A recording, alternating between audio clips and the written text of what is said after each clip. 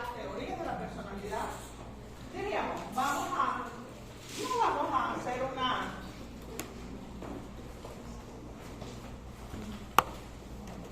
¿de dónde surgieron y qué cosa es personalidad?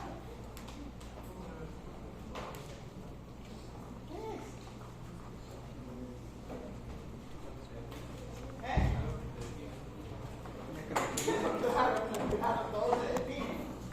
Pues lo que te define, tú dices.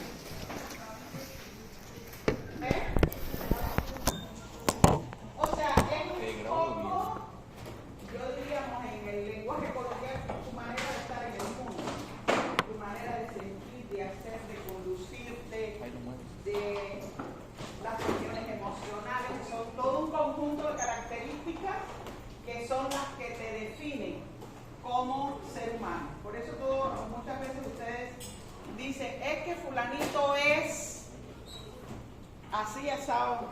Muchas veces ustedes dicen, es que fulanito es neurótico. No, neurótico no es un rasgo de personalidad. Ser neurótico es una patología. Es una patología, no es un rasgo de personalidad. O fulanito es, bueno, esa manera como ustedes le dicen,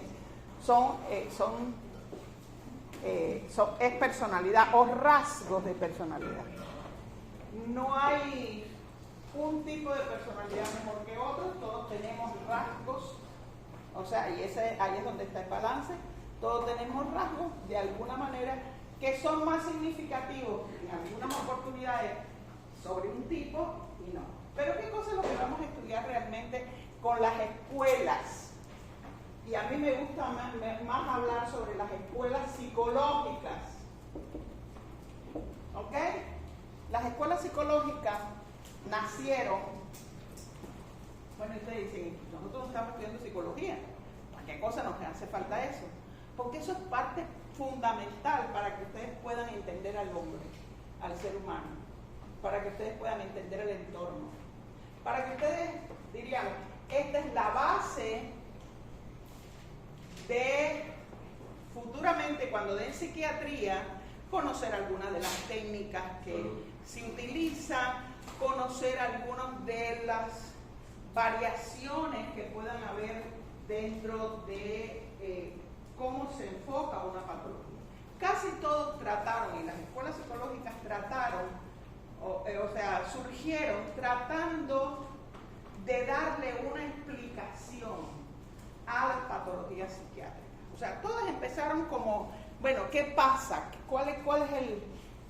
¿Qué pasa aquí? Y una de las primeras que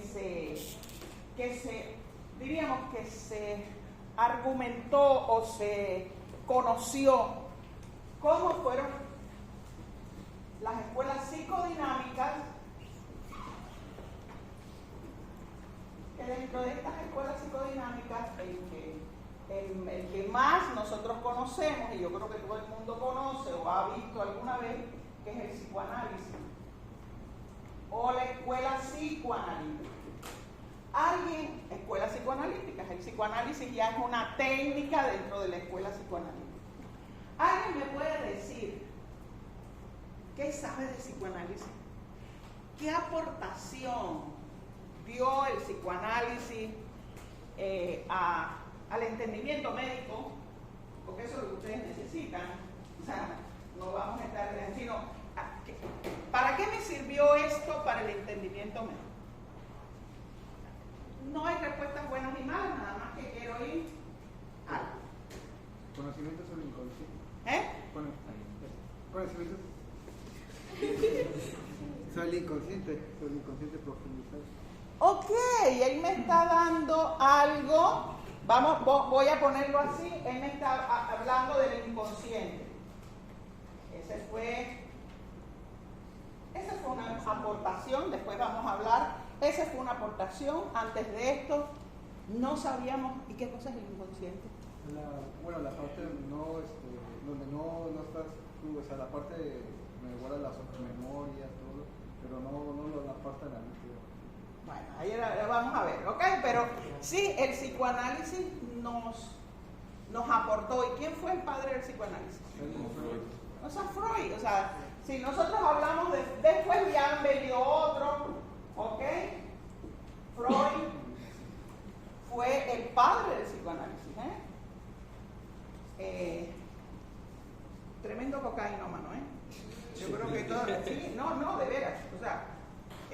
después se murió consumiendo cocaína y ¿cómo se llama esto?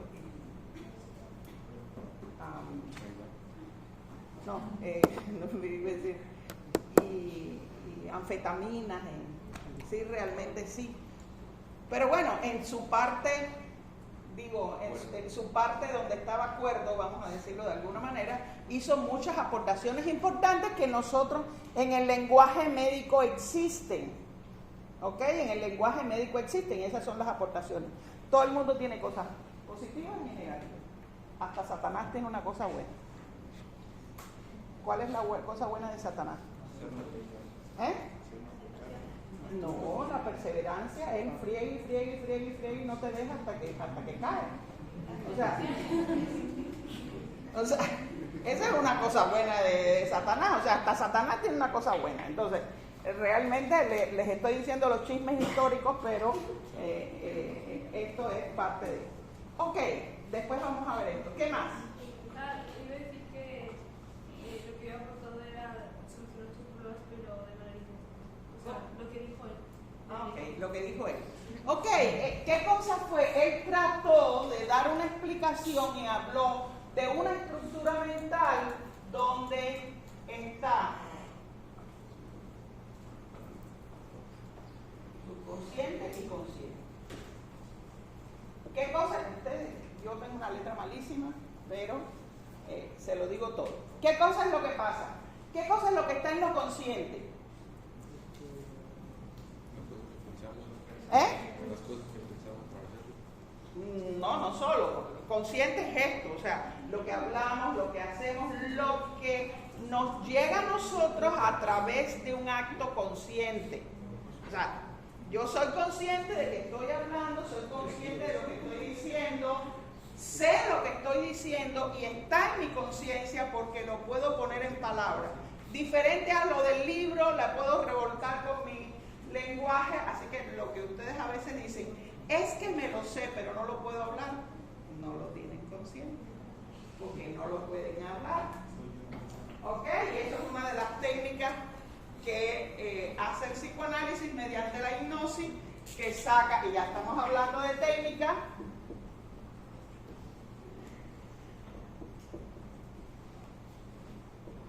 igual que la interpretación de sueños, saca lo que hay en el inconsciente y lo trae al consciente para poderlo hablar y poderlo. Ahora, ¿cómo llega o cómo se forma ese inconsciente? Ok, disculpa.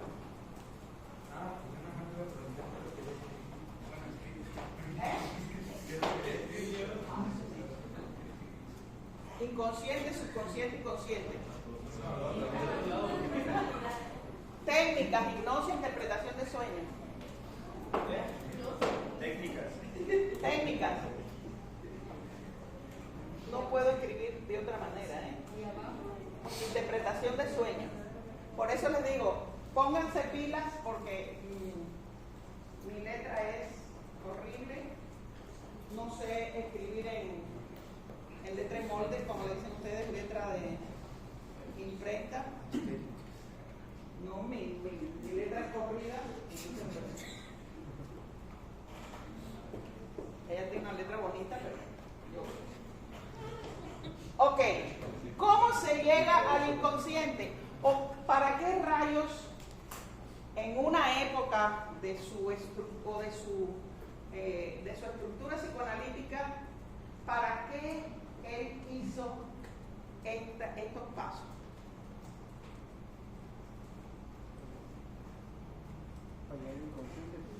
Ajá. ¿Cómo se llega, cómo del inconsciente se llega al consciente o viceversa? No, sí. Pero ¿cómo llegan las cosas al inconsciente? Primero de lo consciente. Exactamente. Primero tiene que pasar por lo consciente. O sea, eso de que algo me llegó de manera mágica al inconsciente y yo nunca, si yo... ¿Me permites? Sí. Me permite. Imagínense que él piense en imágenes constantemente, así que está en el aula y está pensando en imágenes pornográficas.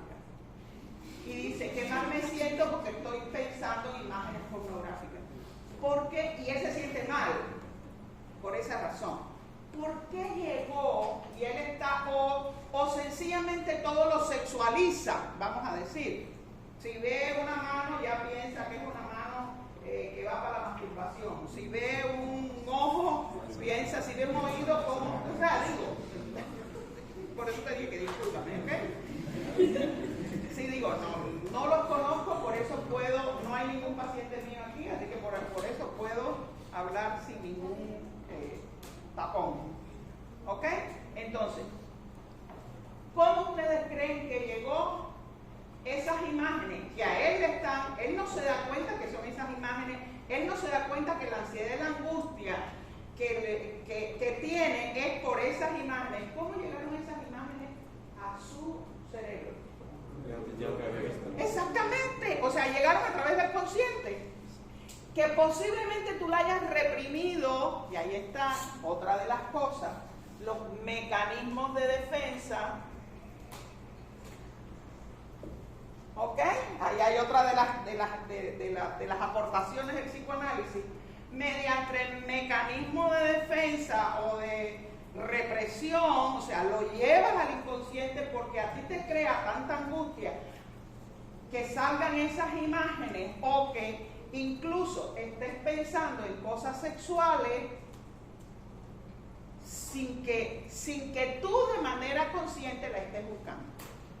¿Ok? Sin tú de manera consciente te estés exponiendo a en este momento. Pero ahí estaba, ahí tienes el material pornográfico.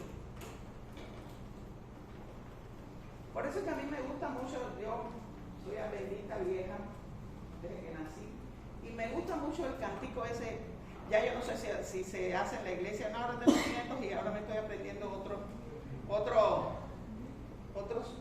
canticos que no eran, pero los canticos que me enseñaron a mí cuando era niña, cuidadito mis ojitos, lo que ven, cuidadito mis. Todo lo que ustedes entren por las vías sensoriales se van a quedar en su disco duro, que en un momento determinado pueden crear muchas manifestaciones sin que tú digas, no, pero si yo no estaba pensando en eso.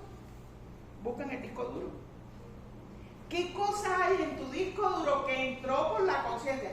No les han pasado a ustedes, muchachos, que ustedes llegan el sábado a la iglesia y están sentados oyendo al pastor, que a veces no hay quien se empuje los sermones, pero bueno, ustedes están sentados oyendo al pastor y de pronto empiezan una cancioncita. Ay, no puedo oír eso, no, espérate. Vuelve otra vez y te pones y te dice, ay Dios mío, espérate, quítame esto. Y de pronto estás otra vez oyendo al pastor y vuelve otra vez, ay, no hay que. ¿Cómo es posible? Si es que yo estoy aquí, estoy en el presente, pero yo no me puedo acordar de la canción si yo no la he oído. O sea, ¿qué cosa es lo que pasa? De esto, del inconsciente, pasa al consciente. O sea, de una cosa que está en el disco duro, que tú no te acuerdas, que de alguna manera la reprimiste, la mandaste al otro lugar, pero está ahí. ¿Qué cosa pasa? Que en el caso de la hipnosis, del inconsciente, ellos tratan de llegar al subconsciente. O sea, el inconsciente es lo más profundo, el subconsciente, o se llama también preconsciente. Es cuando tú estás en un examen y tú dices, yo me lo estudié pero no me acuerdo. Y de pronto te acuerdas de la página que viste en el libro. Y dices, ay, ahora caí en cuenta. O alguien dice algo, ¡paf! Es caer en cuenta, me cayó el 20. El famoso me cayó el 20. O sea, me cayó el 20 es que alguna situación, alguna cosa empujó a eso que estaba preconsciente, lo trajo al consciente. ¿No les ha pasado eso en los exámenes? Sin copiar. Sin copiar. ¿Ok? Tú dices, y alguien dijo, y tú te acordaste de lo que el maestro dijo, de lo que no sé qué, de lo no sé qué. Ya, salió con un empujoncito del preconsciente o del subconsciente, salió el inconsciente, y el inconsciente es lo que nosotros podemos verbalizar. Así que si ustedes no pueden verbalizar algo, una de las técnicas de estudio realmente que yo siempre le digo a los estudiantes de medicina que deberían hacer es explicar las cosas. O sea, no es ponerse a leer, por eso yo no me gustan los PowerPoint ni nada de eso. No es ponerse a leer los PowerPoint que están ahí, no. Bueno, además de que ya yo estoy en una lucha contra la demencia, ¿no? Mientras yo más hable, mientras más conexiones cerebrales haga, pues es mejor. O sea, mi capacidad cognitiva no se deteriora. Si usara PowerPoint posiblemente ya yo estaría orinándome los rincones, ¿no? Pero como nunca uso PowerPoint, ya tienen, dicen que a veces por alguna cosa que un alumno no haga y lo quiera poner, bueno, pero no es porque. ¿Por qué razón? Porque eso es lo que me permite saber lo que sé. Eso es lo que me permite yo hacer constantemente las conexiones cognitivas. Por eso, cuando ustedes quieran aprenderse algo, explíquenlo con sus palabras. Una y mil veces. En la medida en que ustedes lo expliquen más consciente se le va a hacer. O sea, ya tú sabes que tienes un mecanismo consciente de que puedes explicar las cosas. Si no las puedo explicar, no las sé. No las sé. Para que ustedes lo sepan. Me dicen, es que yo me lo sé, pero no lo puedo explicar. No te lo sabes. Lo puedes explicar con tus palabras. No exactamente como dice el libro, pero tienes la idea de lo que quieres decir. Entonces, dense clases unos a otros para que ustedes vean. Y si no sé algo, pues lo voy y lo busco. ¿Ok?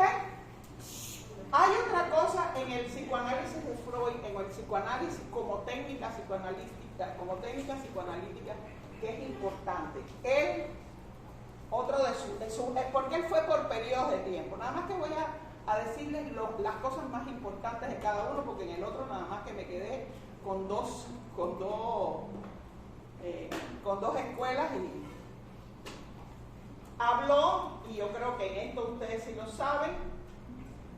Él dijo que super yo y ella.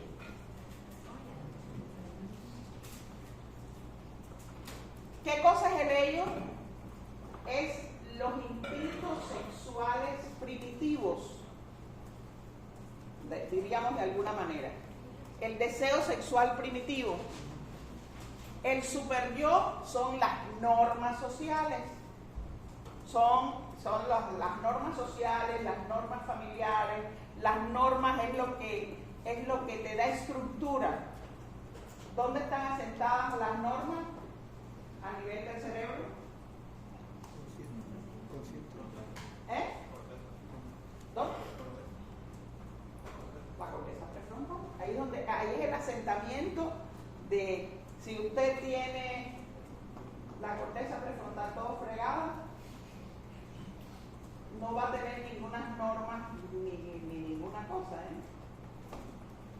Claro, hay algunos que son sinvergüenzas de nacimiento. Eso es otra historia. Ok, pero ¿qué cosa él decía?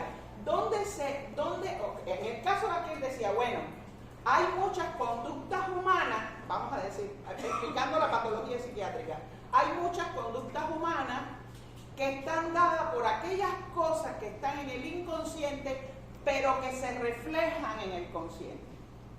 O sea, hay muchas cosas que están acá, como por ejemplo, a lo mejor tuviste una mala experiencia en tu infancia, pensando, ¿no?, en tocamientos. Alguien te tocó en la infancia y entonces en el consciente ahora tú no te acuerdas de eso, porque lo reprimiste. Pero ahora lo que dice, todos los hombres son unos desgraciados. Bueno, casi todos, ¿no? Pero... no es cierto. No es cierto. Que conste que llevo 40 años de casada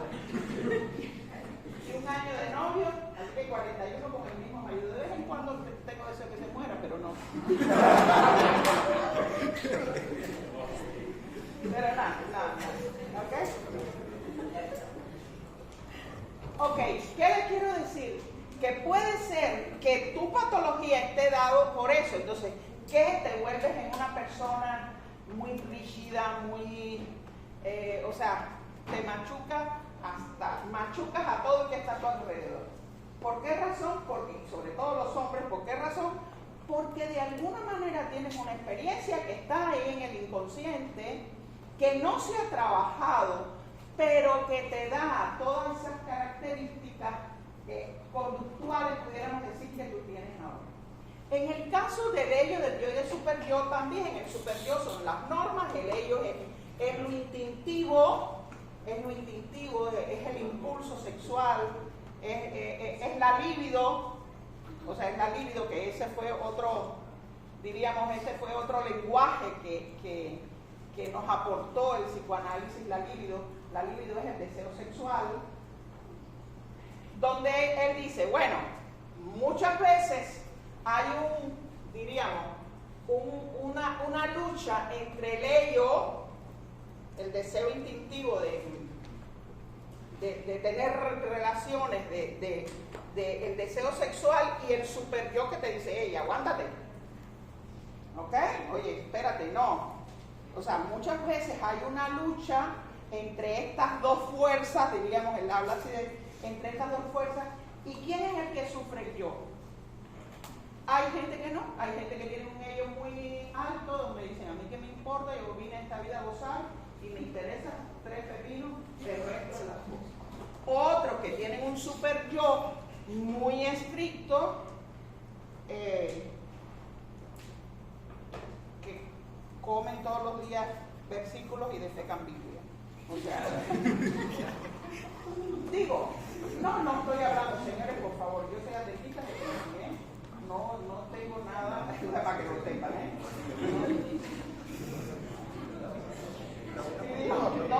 pero un poco para que se den cuenta los extremos. Lo que estoy hablando es de extremos, La persona normal, diríamos, la persona que no está afectada, hay un equilibrio entre esos dos aspectos, ¿ok? La persona normal, hay un equilibrio entre me gusta, tengo deseo de tener relaciones sexuales, qué bueno tener relaciones sexuales, pero, espérate, mi super yo, mis normas, mi esto, mi lo otro, me dicen, hey, cuidado, oye, no sé qué, oye, dentro del matrimonio, oye, o lo que ustedes tengan como norma, o diría, como norma moral, yo diría, como norma moral. Entonces hay un equilibrio entre esas dos fuerzas y la gente no se siente mal. ¿Por qué? Porque hay un equilibrio. Ahora, pero que tú me digas, no, yo no quiero saber nada del sexo, porque ahí estás mal. O sea, tu superior está muy alto y posiblemente seas una persona que esté deprimida toda la vida, seas una persona que tenga muchos conflictos relacionales. O sea, ahí ya yo empiezo a hacer las propias hipótesis que hay que hacer en psiquiatría. ¿Ok? Esa es una de las cosas. O sea, interpretación del sueño, mecanismos de defensa, hipnosis. Hay otro de los que habla sobre el inconsciente colectivo. ¿Qué es ese inconsciente? Es el inconsciente ese Adler, es el que habla del inconsciente colectivo. Fue otra de las aportaciones, no solo de las teorías del psicoanálisis, sino Adler. Habla del inconsciente colectivo. ¿Qué cosa es el inconsciente colectivo? Es eso que asiste o que está dentro de cada comunidad y que uno lo adopta como tal. ¿Me entiendes? Como es ese inconsciente que te lo pasan de padres a hijos de comunidad. Por ejemplo, está diciendo, ¿cuál es un y que tú actúas según ese inconsciente colectivo, ¿ok? Que ha sido generacional, que ha sido no solo generacional, sino de familia, de nación. díganme algo que puede ser un inconsciente colectivo mexicano. ¿Eh? ¿Qué? Dígalo, no. Por ejemplo, los únicos también, por obligación prácticamente, en caso de los católicos, la gran mayoría de nosotros no va por el hecho de agradar a Dios, sino también va por entiendo su relación. O sea, sí, digo, a veces son de generación, yo conozco muchos, tanto a veces como católicos como de cualquier otra denominación, que sí, pero no tienen ninguna encima porque hasta por no los padres no entrar en compromiso con los padres, a veces no, y siguen por generaciones y generaciones espontáneas. Por ejemplo, a mí me llama la atención muchas de las cosas, o sea, una de las cosas, yo llevo 23 años en México, así que soy mexicano. Pero me llamó mucho la atención aquí. Yo vengo de un país comunista, ateo, estudié en una universidad comunista, atea, casi que como la 4T. O sea, ahí va. ¿Okay? Ya yo me iré echando de aquí cuando llegue. Porque ya como una vez que me pase ya no me pasa nada. Okay. Por ejemplo, a mí me llamó mucho la atención en el inconsciente colectivo mexicano lo de la celebración de y veo adventistas llevando las flores el Día de los Muertos al cementerio. ¿What? Si nosotros no creemos en la inmortalidad del alma, o sea, para mí es algo tan... ¿Y por qué hay que llevar? Casi que no tenían una explicación para darme. O sea, a mí eso me impactó. Pues en Cuba no se sabe cuál es el Día de los Muertos, ¿eh? Bueno, porque no hay flores, hay muchos muertos, pero no hay flores. Pero lo que les quiero decir, o sea, a mí me impactó eso que para mí no era una costumbre, ni mito, ni nada. Y yo dije, esto está en el inconsciente de la gente, porque hasta los adventistas lo hacen. Hasta la gente que no cree en la inmortalidad del alma lo hace como un... Entonces eso es inconsciente colectivo. ¿Ok? Eso es inconsciente colectivo. O sea, tú vas porque ese día hay que ir y la gente deja de ir a trabajar y la gente... O sea, digo yo... Digo, en el caso específicamente de aquellos que no creemos en la inmortalidad del alma, no sé qué objetivo tiene. Un día libre de descanso. Llevar flor al cementerio, sí, un día libre de descanso. Sí, creo que hasta cierran los bancos y todo ese lío. Eso a mí me impactó porque que la gente lleva comida. Bueno, ya todo es una cuestión cultural, ¿no? Pero bueno, ese es el inconsciente. Ok. Después se me queda algo. Hay otra de las corrientes que se llama conductismo.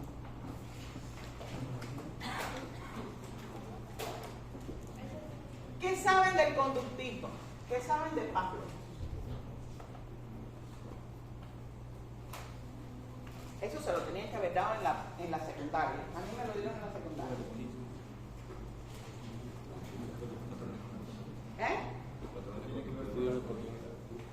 ¿Oh? Ok, aquí, por supuesto. Verde con pincho guanábana, no hay más, ¿ok? Pero, ¿qué cosa es? Ellos hablaban, ok, aquí ellos van a estudiar la conducta observable, o sea, la conducta que es observable y cuantificable. Diríamos de esa, observable y cuantificable. Y se basaron mucho en los experimentos de Pavlov. ¿Saben? ¿Se recuerdan del experimento del perrito con la campanita? Nunca le explicaron eso. ¿Qué secundaria estudiaron ustedes? Es el segundo año de secundaria. Se da en biología.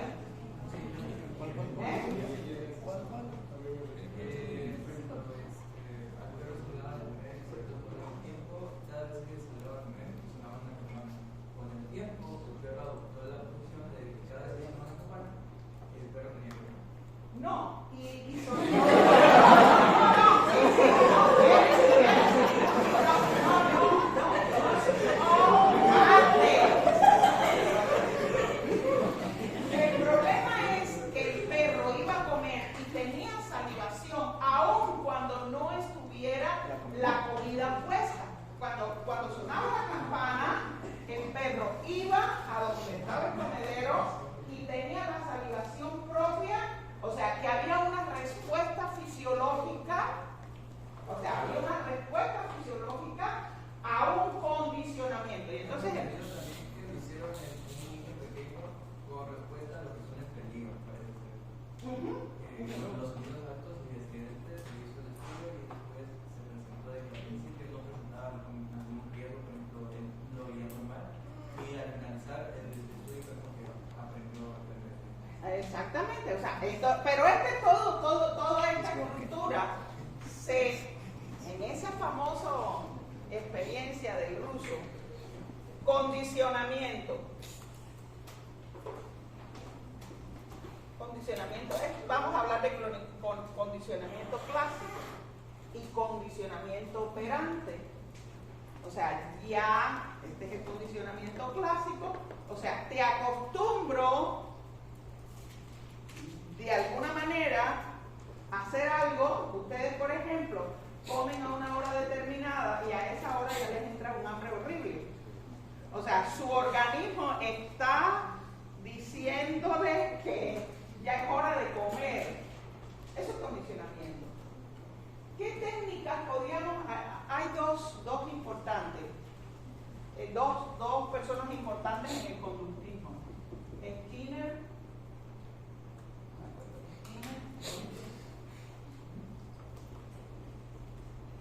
y Watson. Cada uno, estos se empezaron a pelear a ver quién había dicho lo primero y quién había dicho lo después. Es increíble. Se empezaron a pelear entre ellos. Iván Dura, después lo pongo para que no se me vaya a olvidar. ¿Ok? Ellos empezaron a utilizar algunas técnicas para tratar. Ellos decían, ok, si nosotros tratamos de regular la conducta del individuo, eso les crea menos angustia. Todas las técnicas de relajación. Díganme, ¿quiénes están en el dormitorio? Un poquito. De 24 años. Un poquito, ¿eh? Ya saben cómo zafarse de Cecilia y su pandilla, ¿no? Dios mío. Ok. ¿Qué hacen cuando ustedes no van a matutinas o a vespertinas? ¿Qué hacen? Se esconde. Dan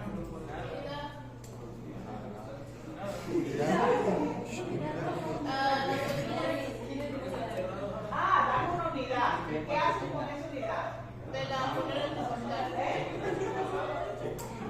¿Qué hacen? Se va a tu portal.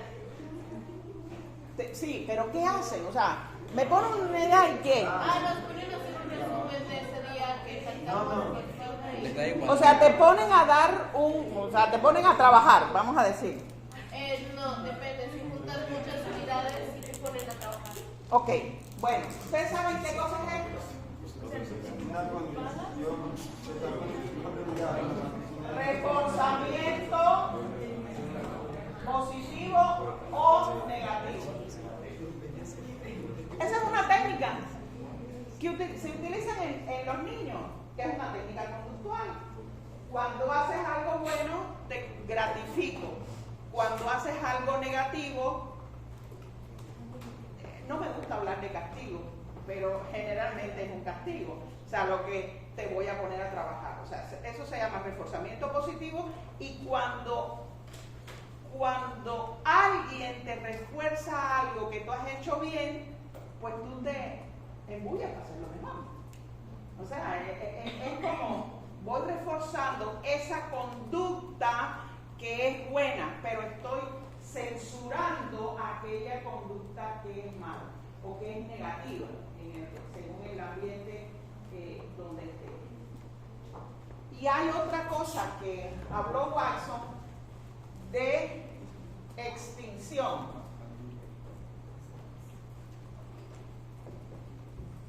Es cuando conducta por extinción, o sea, el reforzamiento por extinción. ¿Qué cosa es reforzamiento por extinción? cuando ni lo castigo ni lo premio. Por ejemplo, si utiliza mucho en niños que dicen groserías, o niños que dan pataletas. ¿Sabes lo que son pataletas? Es decir, que se tiene en el piso. ¿Qué cosa es lo que siempre uno le dice a los papás? Usted no le da caso, pásale por arriba. Como ni lo castiga ni lo premia, cuando a ti ni te castigan ni te premian, hay por extinción, ya no lo hago porque no resuelvo nada con hacerlo, O sea, no resuelvo nada con hacerlo. Si yo quiero llamar la atención, soy un niño, quiero llamar la atención de mis papás, pues me porto mal, o me porto extremadamente bien, con un super yo muy alto, para llegar a la altura de lo que mis papás quieren, o me porto extremadamente mal, para que digan, aquí estás. Aquí estoy aunque no quieras, ¿ok? Aquí estoy, pero si no lo haces, pues sencillamente. Se usan mucho las malas palabras de los niños. A veces cuando los papás vienen a consulta me dicen, es que te dice muchas malas palabras. Digo, invéntale otra. Por ejemplo, dice, bueno, hay alguien que está grabando, por favor. Por ejemplo, en mi país, la palabra pinga es una palabra mala. Es una palabra muy grosera. Entonces, ¿qué cosa es lo que cuando la gente son genitales masculinos? Yo siempre le decía a los papás, cuando digas eso, tú le dices, ay, mira, el niño quiere piña.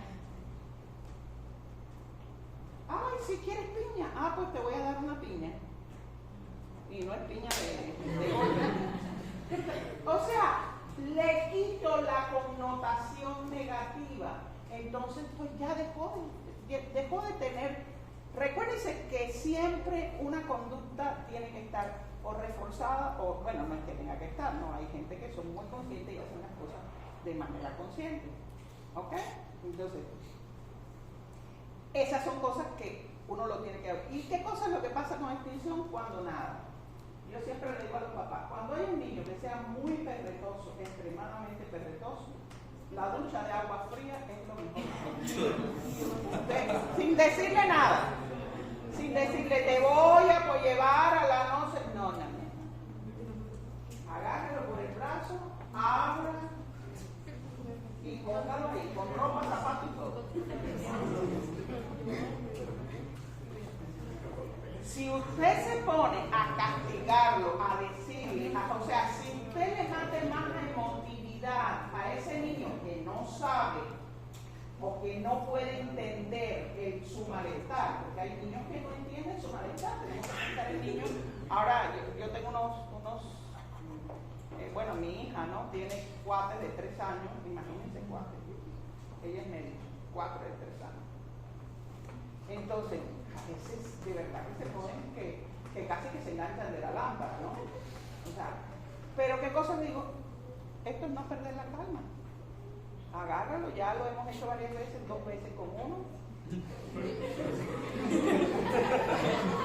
Ella me dice, llévalo tú porque a mí no me dan deseo de agarrarlo por el pecho.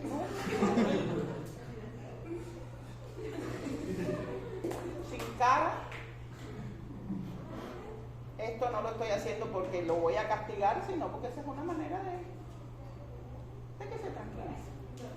Entonces el otro, que a lo mejor no ha hecho nada, el cuate, se pone a llorar y se va por una esquina, porque siempre los ponemos en las esquinas desde niñitos, 1 minuto en cada cuando ellos hacen algo que no. Entonces el otro cuate se pone a llorar y se pone en de penitencia en una esquina.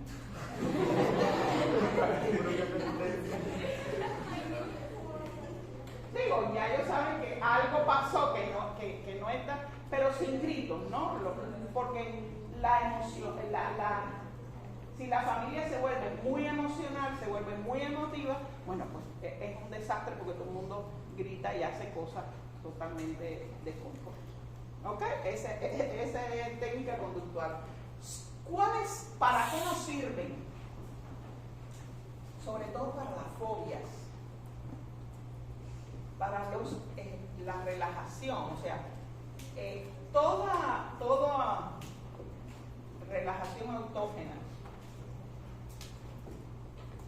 para los cuadros de ansiedad, en el caso de los trastornos de pánico.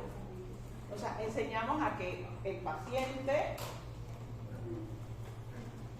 y pueda aprender, no en el momento de que esté al ataque de pánico lo vamos a enseñar a que se relaje, ¿eh? O sea, es una técnica anterior para que tú puedas sentir la tranquilidad y puedas tener control sobre sus propias.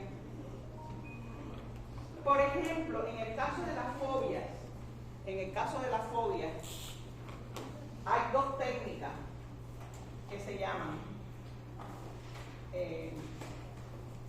implosión en vivo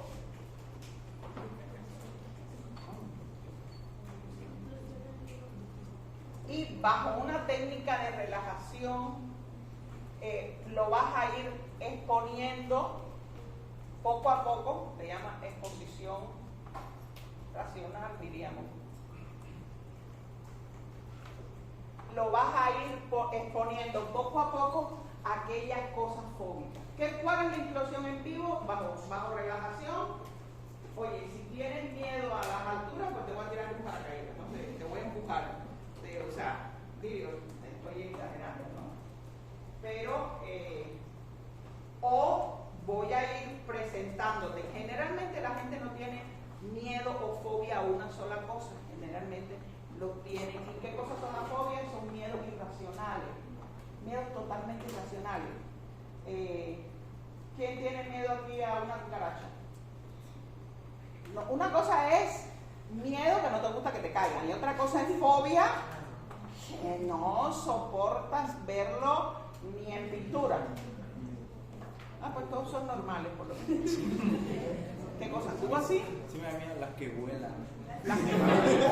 Por favor, traigan a la próxima una cucaracha. Voy a hacer una técnica de inclusión en vivo. No, hay una cosa, son técnicas y es importante, porque son técnicas donde el paciente tiene que estar de acuerdo. O sea, no son cosas que... Una cosa es que a ti no te guste que te caiga una cucaracha encima, o sea, no es agradable. ¿Ok? Si ahora suelta una cucaracha aquí, todo el mundo, la mitad del salón está, o la mitad del salón corre para allá, ya después que se da cuenta que es una cucaracha, dice, pues voy a matarla y se acabó. Pero hay gente que realmente no. Yo tenía una alumna de medicina, hace como 20 años, que ella le tenía así, fobia a las ranas. Fobia a las ranas, o sea, fobia, no estoy diciéndole fobia. Una vez salió desnuda casi hasta la plaza 5 de mayo, porque se metió en el baño, había una y así mismo como estaba, casi desnuda, nada más como la agarraron casi en la puerta, o sea, ya ahí casi en la puerta del dormitorio, pero para afuera. No lo podía soportar. Hubo que trabajar muchísimo con ella porque o sea, así literal, era una fobia muy estructurada. Hay miedos universales, que eso no está mal. Hay miedo a las alturas, que son universales, miedo a la muerte, miedo a algunos animales grandes. O sea, puede ser que todo lo que tú tengas... ¿Estás en el celular o en el...? Ok. Todo lo que tú tengas, eso para que ustedes vean que yo estoy pendiente de todo. Soy vieja, pero tengo buena vista. Para que todo lo que ustedes, o sea, es de alguna manera, hay miedos que te protegen, diríamos. O sea, no es que los miedos te protegen, hay miedos que te protegen y otros que se convierten.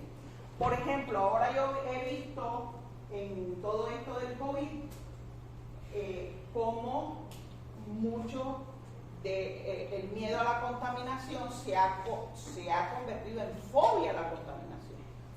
O sea, una cosa era cuando nos dijeron nos tenemos que cuidar porque hay que andar con cubrebocas, tenemos que utilizar el gel.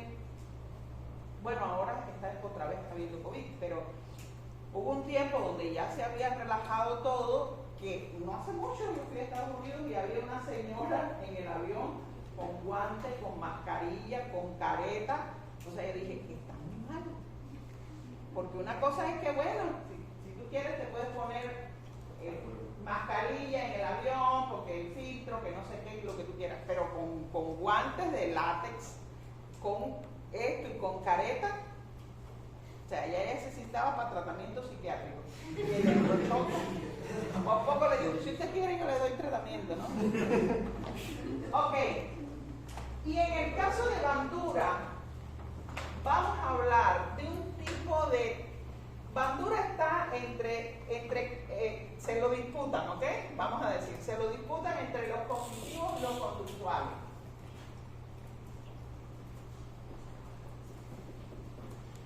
La escuela cognitiva y la escuela conductual. Pero ¿qué cosa es lo que nos aporta Bandura para la medicina? Que habla sobre el condicionamiento vicario.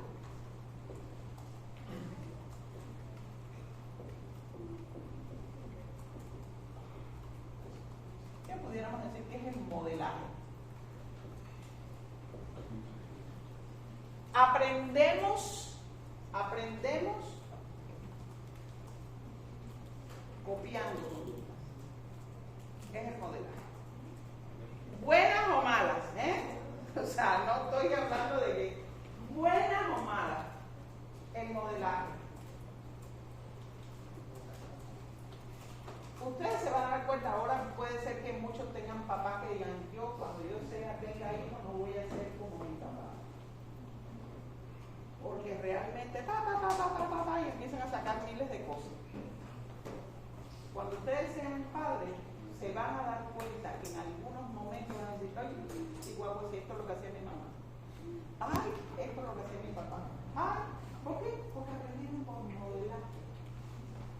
Se van a dar cuenta después, cuando sean especialistas, que muchas de las cosas que hacen de manera, diríamos, ya de manera inconsciente, ya lo incorporaron tanto, así, ya de manera inconsciente, a sus maestros, a la gente que de alguna manera les pautó muchas cosas de su conducta en la carrera. ¿Ok? O sea, ahora no se dan cuenta, están todavía vírgenes. Bueno, no sé si vírgenes, pero bueno. Digo, vírgenes en conocimiento. Qué malos son ustedes, ¿ok?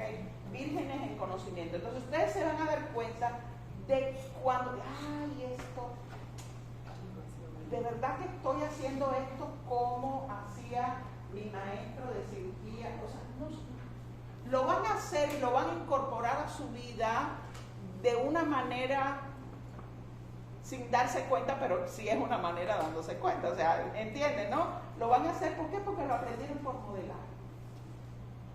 Unos cuando se vayan de aquí de la universidad la van a amar, otros los van a odiar, porque es así. Hay algunos que dicen, qué bueno, otros dicen, más rayos los pachas, pero van a aprender lo que les digo, incorporen cosas buenas, porque esos son los que los van a hacer diferentes.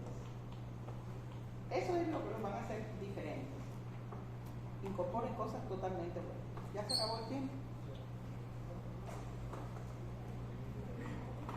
Y yo todavía me quedaba para más tiempo, pero bueno, ni modo. Ok, nos vemos el viernes. Por favor, miren, ya tráiganse lo leído para que nada más que escuelas cognitivas,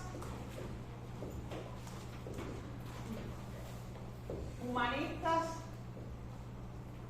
Lo que me interesa es qué ellos aportan a la gestáltica